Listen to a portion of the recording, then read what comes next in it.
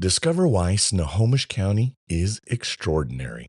Two locals share the secrets, so stay tuned. Welcome to RV Out West. I'm Brooks.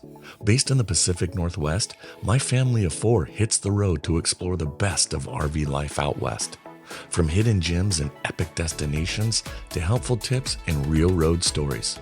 So grab your coffee and join the journey. Hey friends, I want to share some news because I'm excited to say that I just dropped a brand new destination travel guide all about Banff, Canada, over on the website at rvoutwest.com. And it's loaded with everything you need to plan an unforgettable trip. If the Canadian Rockies are even remotely on your radar, this is your sign. And yep, it's completely free. Go check it out on the website and start planning your next adventure. Tucked just north of Seattle, Snohomish County feels like the kind of place where the pace softens a little and the scenery quietly steals the show.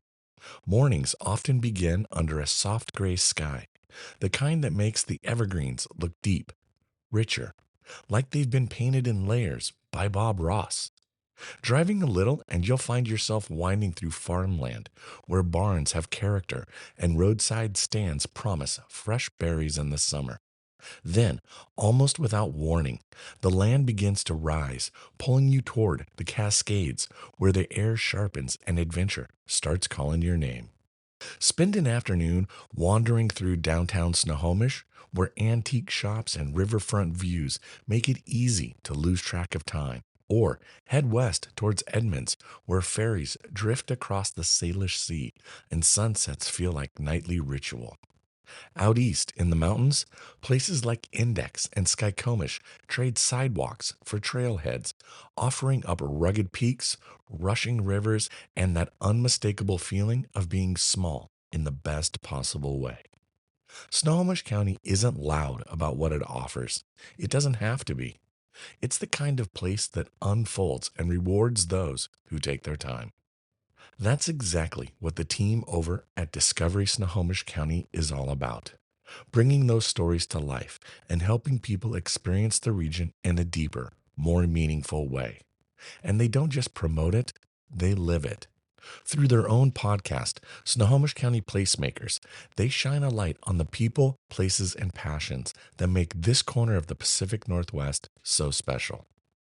Today's episode feels like sitting down with a couple of friends who know the area inside and out. We're excited to welcome Richard and Nick from the Discovery Snohomish County team to the show. Two guys who are not only passionate about where they live, but who are also incredible storytellers in their own right. They're here to share what's happening behind the scenes, what makes this county so extraordinary, and why it deserves a spot on everyone's list. Richard and Nick, welcome to RV Out West, and thanks so much for joining us. Yeah, thanks for having us. Yeah, thanks, Brooks. Let's jump kind of right into a little bit about an overview, in your opinion, on what you think makes Snohomish County just such a great spot for people to come and check out. The thing about Snohomish County is that we're the size of Delaware, approximately a few thousand square miles. And so that gives a lot of room for people to explore. And the landscape changes dramatically from west to east. You have islands, waterfront, and then you get into cities, and then farm towns, and then foothills, and then the peaks of the Cascades. If you're looking for one destination where you can go from the water to the mountains and the forest in between and explore small towns, there's a lot to do within a relatively small radius. Okay. Well, then, from your perspective, what might be some of those lesser known cool spots in the county that most visitors miss that you think somebody needs to see? There's a lot of hidden gems here and really cool stuff all across the region, from from the Salish Sea all the way to the Cascade Mountains. And starting over with the Salish Sea side, we got, as having been born and raised in the Pacific Northwest. I think when people come here and visit, one of the things you have to do is ride a ferry. If you haven't taken one of the Washington State ferries, you haven't visited Washington State. We have two ferries running. We have one running from Mukilteo and one in Edmonds, and they go across the Sound, and get to go check out cool little towns, and it's really fun and just beautiful. You might see some whales jumping, which is pretty amazing. Let's see, we have a lot of hiking over in the Cascades. Some really cool hikes over there, and we got the Mountain Loop Drive, which is 440 miles, which goes all the way around, to Central Washington and back over to the coast. It's a really, really cool drive. Some of the other hidden gems that I think are pretty cool are, yeah, one of my favorite hidden gems in Everett is Jetty Island. It's like I believe like a 2-mile long strip of island, and it's like it has like it's a sandy beach off of Everett. You could take a little in the summer. You could take a little foot ferry that's like literally like a minute long ride, and and you get there and it's amazing. It's like being on like a ocean beach in the middle of Everett, which is pretty amazing. Let me ask you this about Jetty Island. The float glass. Do they still do that? Like, I know that the Shack Arts Center was doing a thing where they would work with glass artists who would blow, um, like the old school glass floats that, fishermen would use with their nets, and then they would leave them on the island. And it was a scavenger treasure hunt. If you found them, you got to keep them. Are you familiar with that? And are they I still vaguely doing it? remember that, and I don't know if that's going on anymore, but that was pretty cool. And if you're listening to this Shack Art Center, bring that back. Yeah, exactly. Bring that back. Yeah. That was pretty Yeah, cool. something kinda related to that up in Stanwood, there's a big glass it's called, like, Glass Quest, I believe, and do the same thing. It's like the hand-blown glass, and you do a scavenger hunt and go around the city and try to find it, and you can turn it and win and actually get one of the balls. It's pretty cool. When I was a child, um, like 10 years old, we went one time to the open house at the Pilchuck Glass School. Mhm. And if you have never done that, the Pilchuck Glass School campus is incredible. It's beautiful. It's a gorgeous campus where artists and residents will go work on their various different glass techniques. And it's right there on the exit to go to Stanwood. Okay, good. And it's just incredible. Yeah, we've been trying to make it up there, and I haven't yet. I'm not sure if you have yet, Richard, but, it's high on my list to check out. Yeah, it's usually in early May Yeah. is when they do their open house because it's a closed campus. And so you can't go unless you're an artist and resident there. But once a year, they open it up for tours. Yeah. Well, you had mentioned the Mountain Loop Highway. So let's go and talk about some cool scenic drives and byways in Snohomish County. Give me some details about these particular scenic routes or drives or byways. And they don't even have to be a particular designated scenic drive, but just tell me about some really fun drives that you think people should be checking out while they're here in Snohomish County. As I mentioned before, the county is large, and you can think of it as a large rectangle. And sort of the two main east-west routes are Highway 530 and State Route 2. And because they're east-west, they take motorists and recreationists out into the Cascades. So yeah. So the mountain loop is one, and it's a as Nick mentioned, it's a loop, so it's 55 miles, and it will take you from the small mountain town of Granite Falls out into the Cascades, almost to Glacier Peak, which is a big snow-capped volcano, back into Darrington, another small former timber town. And along the way, there are literally hundreds of hikes that you can do. There's many trailheads, and the trails fork off from there, and you can climb up mountains or hike along river valleys. So the mountain loop is one for RVers you definitely want to check out. With some caveats, it's closed seasonally due to snow. They have a gate that they close, but typically it's open from spring to fall. And the outermost reaches are not paved, so there are some potholes. So you want to proceed with caution. And then Highway 2, that takes folks along Hey, for Richard, real quick. yeah. Hold on. Before we go into Highway 2, on that route with the potholes and the gravel road, could you do that in a sedan or do you think you need a more high clearance vehicle? How bad is that stretch of gravel road? Do you know? Yeah, I've done it I'm in not suggesting somebody tows out there, but like, do you need a Jeep or can you do it in a grocery getter 4-door sedan? yeah, that's a great question. I've done it in a sedan on tourism business. It's a little hairy, I'll be honest. Okay. Sorry, but back to Highway 2 now. Thank you for that. Yeah, for sure. So Highway 2 is the route from Everett, which is one of our main cities here, and it goes east-west through the Skycomish and Snohomish River valleys all the way to Stevens Pass. And if you keep going over Stevens Pass, you get into eastern Washington and Leavenworth. So it's very popular with motorists. Again, there's lots of RVing opportunities and hiking opportunities along the way.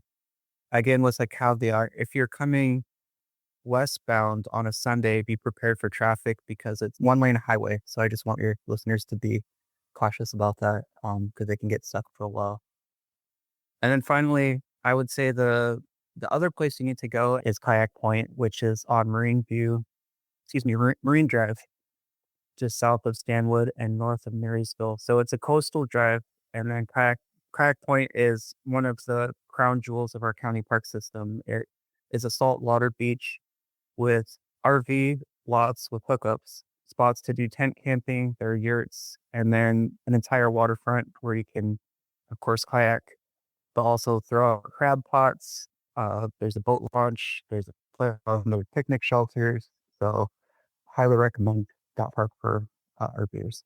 Kayak Point is one of my favorite county campgrounds. I go there at least 2 to 3 times a year, just, when I want to get out of town for a weekend, but I don't want to go far. Um, I just want to clarify though, when we talk about hookups, they have just water and electric. They don't actually have sewer insights. So I'm just clarifying that with people listening, but you cannot dump your tanks there at the campground.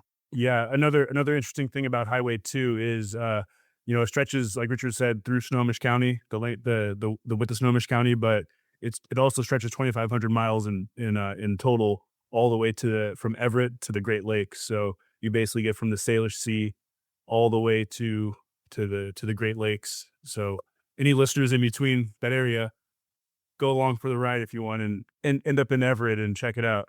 Oh, wow. That's actually really cool. I didn't know that. Yeah. That is pretty cool. Yeah. Um, let's talk about other county parks and what are some of the activities that people can do and explore and check out when they're checking out some of the other county parks. And this doesn't need to be necessarily camping related. They could be cool day use parks or some of those other parks, county parks. The county has an extensive park system, and I think what's really valuable to people who are visiting and speaking as a resident too is just the diversity of activities that there are to do. There's all sorts of different parks. So, for example, near where we live, there's Lode Hill Park in Snohomish. It's a 20-minute drive from Everett. Well, it feels like the middle of nowhere in a good way. So there's Yeah, it does. yeah, so there's acres and acres of well graded, well maintained trails for equestrians, mountain bikers, walkers, hikers, trail runners. I think there's something there for everyone, and it feels like an escape from the city, but it's so close in proximity. You know what else is out there? Real What's that? quick. There's geocaches Mm. hidden in Lord Hill Park. So if anybody's into geocaching, I used to do that with my kids, and we would go treasure hunting out there at Lord Hill Park. Yeah, yeah. I didn't know that. That's cool. Yeah, it's pretty cool.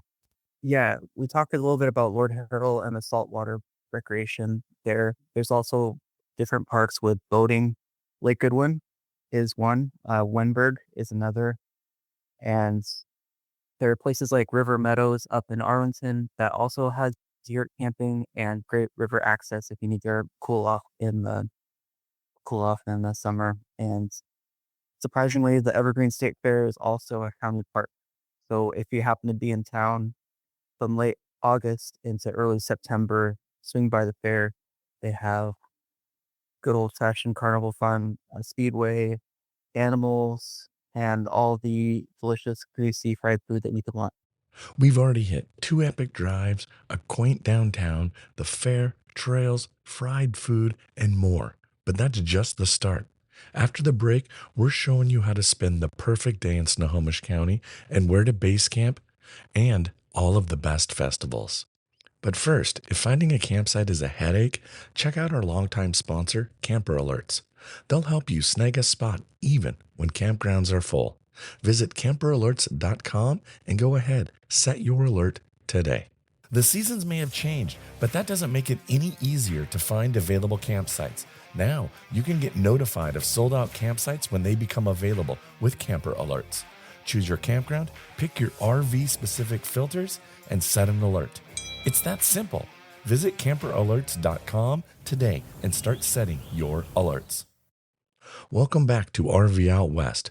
We're talking the perfect day in Snohomish County, base camps, festivals, and all the must-see spots. So I got a question for both of you guys independently. If you had the opportunity to talk to a first-time visitor who's never been to the county and they only have one day to explore it, how would you suggest they spend that day? I gotta think on this one for a second. Yeah, let's see. One. I'll do the same thing. I'll even chime in and recommend. Yeah, but you guys go. I don't want to taint. See if I had to recommend one day to explore Snohomish County. How would you spend it, Let's see. or recommend somebody to spend it? One day, one thing we actually did in Richard and I joined a group. A group joined us on a drive on Highway 2. It was actually really fun and interesting. I recommend this to to people because you can do it all in one day because we did a test run of it. Is you can go along Highway 2. You can check out some of the towns along there like Gold Bar and Sultan and Index. Check out I'd recommend going to Index and checking out the little area by the Bush House Inn, and there's cool little hikes along there, and then get back on Highway 2. We went to the bakery there. I think it's The Sultan Bakery. we went to the Sultan Bakery. Yeah, Yep. really good food, really good price. Yeah. So along the highway, and then we went the other way and went back into downtown Snohomish, which is an amazing little town, bunch of little red brick buildings, and like an amazing community there. A lot of like antique shops. There's a river walk. There's some really cool restaurants and a distillery. And then you get back on the highway, and then you go into Everett and you check out. You go to Funko. The Funko headquarters is there. Cool place to check out. Got a fun little, if you want to nerd out and check out some of the stuff there. It's nice. After you leave Funko and you go down South on I-5 for a little jog, and then you go down to Edmonds and go to the ferry and right over to Kingston. They got a cute little downtown over there. You can get some ice cream, get a drink, get back on the ferry, go back to Edmonds, maybe go catch some dinner. There they got like a really good surf and turf place called Salt and Iron that we went to. That was awesome. And cute little downtown with a bunch of shops. And yeah, so That's a monster day, Nick. yeah, That's a monster day. that covers an entire day. That And covers that's a lot. yeah, it's an aggressive day, but it's really fun, and it gives you a great kind of view of like the county in its entirety, like from sea to mountains, and you get to see some of the greenery that's amazing over on the eastern side of the Yep. county, and then you get to catch some of the water and everything in between. It's amazing. I just learned about a really cool pizza restaurant I want to go check out in Kingston that's supposedly incredible. It's called Sourdough Willie's. Yes. And so you can walk on from Edmonds and then just, walk up when you get off at Kingston and walk up to this pizza place. So I think we're going to have to do a family trip because we're always on the quest for the perfect slice. It's good. So, Yeah, Sourdough Willie's, it's the first stop. Yeah, the first place right off the ferry, and okay. they do slices and pies, and it's really good. I took Yeah. my kids there Cool. on Yeah. a All little right. trip, and they loved it. I dig it. Richard, how about you, man? How would you recommend a first time visitor spend a day in Snohomish County? Yeah, I first just want to endorse Nick's itinerary. I think that's a really solid way to see the breadth of the county. All Yeah. great destinations. I'll purchase from a little bit of more of like if you're in town for one day and you just want to get that quintessential Northwest coastal experience, I'd recommend starting in Everett, which is my hometown. So I'm a little biased. I think it's a great place to visit, but the marina here, it's the second largest public marina on the West Coast behind San Diego, I believe. And it's walkable, it's bikeable, it's lined with new restaurants. They developed it extensively the past few years, the Port of Everett has. And so the anchor there that I would start everybody on, no pun intended, anchor marina, it would be the Muse, which is an old Weyerhaeuser showroom. Weyerhaeuser being the timber company in the Northwest. And so it's this old house that is been lovingly restored, and it used to be the showroom for this timber company. So it has all this incredible molding, window casings, everything's really well maintained. And one half they've turned into speakeasy by night, and the other half is a cafe by day. And it seems that the owners and investors have spared no expense in all the interior detail. So I'd start off with coffee there because you can sit in this amazing old house that has these vintage Everett Pacific Northwest vibes, and you can look out on the marina, and sometimes you'll even see harbor seals or uh, herons. Start there, and then travel on the coast to Mukilteo. There's an iconic lighthouse that you won't want to miss, and then really close to the Mukilteo beach is the Boeing factory, and aviation might not be for everyone, but it's definitely part of our local culture and heritage. So I would recommend taking the Future of Flight tour, which is their museum that explores the history of aviation technology. It's really hands-on if you have kids and they're interested in STEM activities. You can walk inside a space capsule, do flight simulators, and then you have the option from there of taking the Boeing factory tour, which boggles the mind to the scale of it. You're looking down at 787s, excuse me, no, not 787s, 777s being built, and they look like little toy airplanes. It's the largest building in the world, and you can fit all of Disneyland inside of it. So I'd say that's an experience you won't get anywhere else. I can confidently say. I love it. You guys have two great ideas. I'm thinking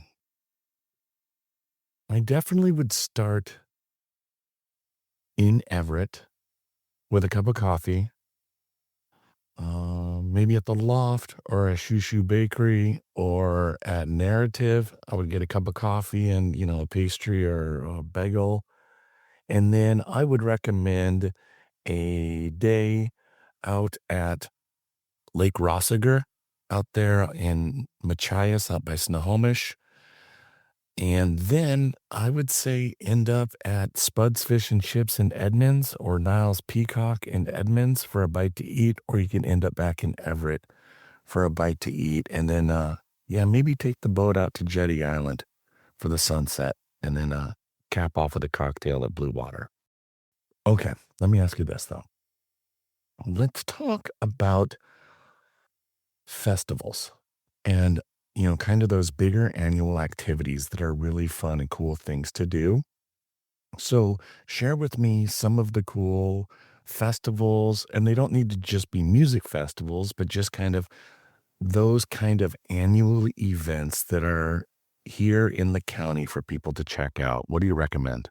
So Brooks, one of the best festivals in the area. I know you said music and otherwise, but we're Well, we're music's gonna great. start with Music's music great. with the music one. Yeah. Darrington, they have first of all, they have a whole bunch of music festivals there. What no matter what you're into, they have like jam band stuff, they have classic rock, they have, this little mountain town in the northeastern part of the Cascades, little town, but they have a big music presence. But their shining jewel, I think, for music is the Darrington Bluegrass Festival. And Yep. this summer, they're actually gonna be celebrating their 50th year of it, so it's gonna be a pretty big one. And yeah, it's amazing. You go, to kind of set the scene. You like go right off the highway, and you go to this big field park, and then you walk to the amphitheater arena area, and not an arena, they have a little amphitheater, and it's just like grass and kind of just like seats. Looks kind of like a Greek style amphitheater, and you could just, everyone's really chilled there. They don't serve alcohol there, but you could like bring it in if you have it. It's just super old school, very cool vibe. Everyone's having a great time. There's kids playing. They got a kids area. The camping is incredible. This would probably be great if you have an RV or some kind of like you want to do some camping, car camping or something. They have the stage is there, and then right around it is like a semicircle of just like all the campers, like cars and tents and everything. And so people are like, it's not like a usual festival style thing where you have to like go in and stay in there and the music separated. It's kind of like the campers are right next to the stage and people are going back to their site, getting food or whatever, coming back in. It's pretty amazing. It feels very just very low stakes, low key, really fun. There's some amazing artists there. I will tell you this, Nick. I went and towed my camper out there and stayed. Yeah. One, there's nothing like listening to bluegrass music in the foothills of any mountains. It's like where the music was born from. So whether you're out in Appalachia or you're in the Cascades, like there's this like come to Jesus moment when you're listening to bluegrass in the I mountains. It's agree. just like an epiphany, and you're like, what is this? This is crazy. It's awesome. Yeah. But also, if you stay past and if you are camping, tent, RV, it doesn't matter how you're camping, but if you are able to stay, when the band stop playing at 10 p.m., the music doesn't stop. Everybody goes and jam sessions are happening in the campground. I was in my camper, windows open, lying in bed, falling to sleep to people just jamming and laughing and playing music. And you're just hearing like people just playing for fun. Like it was such a cool experience. And what a way to fall asleep. It was really cool. Yeah, it was a very unique experience, and it's yeah, I went there last summer for my first time, and I really enjoyed it, and I think about it often, and I'm definitely gonna go back and maybe make it a regular thing yeah, like you said, just hearing that kind of bluegrass music, with the backdrop of the mountains it's kinda life-changing, it's amazing. Yeah, it's pretty Yeah. amazing. Yeah, it's cool. All right, Richard, what about you, man? What kind of festivals or recommendations do you have? Yeah. Summer for me really kind of revolves around my home city of Everett. And sometimes I just like to walk or bike downtown with my family and see what's going on because it's got a pretty stacked events calendar. Um, One of my favorite things to do is the Everett Farmers Market on Sunday. And we have farmers markets throughout the county. We do a roundup every spring. You can find it on our website, discover.snohomishcounty.com. But the Everett one, I think, is super solid. And one of the advantages we have here in Snohomish County is that it's not too developed. We have farmland in close proximity to the cities, so you really get some amazing local produce, flowers grown right in the valley, fresh baked bread. So that's something I would recommend. And then one of the big events that seems to get bigger every year has been the Everett 3-on-3 tournament. So folks come regionally to compete in downtown 3-on-3 tournaments, basketball pickup games, and um, it's been really exciting to see that grow. I feel like the whole downtown is just full of people and activity. And I think that's coming in late July this year. So I'd definitely recommend that. And then finally, if you're also an active person, be sure to check out the events that Snohomish Running Company does. And they do them in Everett, but they also do them in Snohomish and around. But I think for their flagship one is they do a Centennial Trail half marathon. I didn't mention the Centennial Trail earlier, but that's also our county park. It's a 30-mile trail, but Snohomish Running Company, they do they do a half marathon, and then it varies by year. Sometimes they do a 5K or a 10-miler, so you can do different distances, but it's this rural trail that goes through the river valleys of Snohomish County. Would highly recommend that. I actually just signed up for a 100K, relay race on the Centennial Trail that's gonna happen this summer. I'm excited about that. Oh, that's Oh, pretty yeah. fun. That's Yeah. cool. Yeah. Good for you. That's awesome. You know, the one thing we didn't really, I want to circle back now. So uh, people can come to Snohomish County and go to these music festivals or go to soda culture or come and explore each of these very different kind of communities from Darrington and Arlington and Snohomish and Everett and Edmonds. and have all of these different kind of experiences, let's talk about places where they can base camp out of and where should they camp. I know we talked about Kayak Point, but tell me about some of the other county campgrounds that you would recommend that people could stay at. Yeah. One place that I think is really a good place to set up a base camp if you like outdoor recreation is River Meadows. I mentioned that earlier, up near Arlington. It's a little bit off of the beaten path. We'll definitely have to use Google Maps to navigate there. But there's hiking trails there. There's recreation, and then you have access to downtown Arlington, which is another one of our. Nick was talking about how Snohomish is like a little red brick walkable downtown. Arlington is similar. It's got diners and coffee shops and little boutiques. So that's you could definitely spend a day there, and then you're within striking distance of the mountain loop, the northern arm of the mountain loop, and if you're looking for a hike out in that direction, I'd recommend Boulder River. It's kid friendly, but has a big payoff for the amount of effort. There's an iconic waterfall there. You could check out. So that's up north, closer to the south. I'd actually recommend staying at the fairgrounds, which is open to RV camping year round and has hookups as well. I don't know if you can reserve a spot during fair because I think that's reserved for people who are visiting vendors and whatnot. But you can use that as your base camp for Highway 2 adventure and all the fun that is to be had in the Highway 2 corridor. Okay. You know what? We didn't talk about, let's talk about hikes. We haven't had a chance to really kind of talk about some hikes. So maybe can you guys share with me pretty quickly your top three favorite hikes in the county? My personal favorite hike is Japanese Gulch in Mukilteo. It's there's about 4 miles of trails, and it feels kind of rainforesty. And people also do some biking there. I think mountain biking, but yeah, there's a lot of cool little birds around. It just feels very, it's just a nice place to be. It feels, you're in the urban area of Snohomish County, but you just feels completely disconnected and like you're in a different world. So I think that's my favorite place to hike in the county. Cool. What about you, Richard? Yeah. Honestly, we have so many hikes. It's actually kind of hard to decide. So I'll tell you, I'll give you some great places to go. My fourth favorite hike is Haybrick Ridge out past Index. Yeah. It's 1,700 feet in elevation gain, so pretty doable. And that's just over the course of I think 1.4 miles. But there's a fire lookout tower that you can climb up, and you get a view of this Skycomish River Valley. That's a great place to start. Another place near Index is Bridalveil Falls. Again, pretty doable with the family, and you hike up to a waterfall that's coming out of the mountain lake. That's a favorite for a lot of folks. My second favorite hike on the Mountain Loop Highway is Mount Dickerman.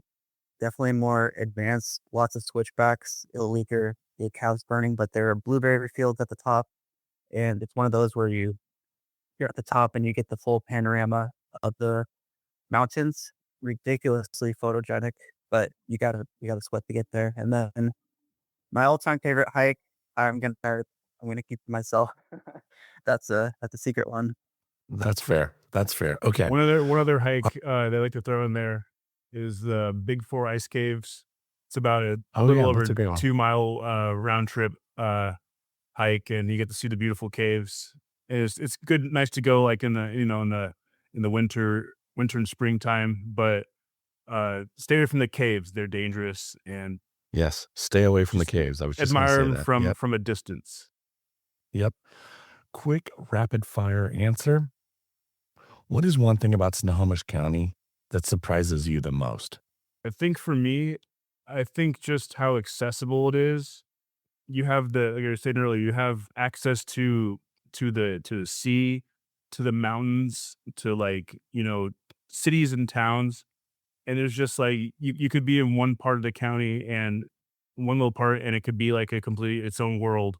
And you go to another, and there's just all these different little microcosms and micro worlds within the 2,000 square feet we have. And it's just yeah, it's just really cool. It's not, I just not throwing shade, but I just came back from Arizona, and it's beautiful down there, but every place looks kind of the same.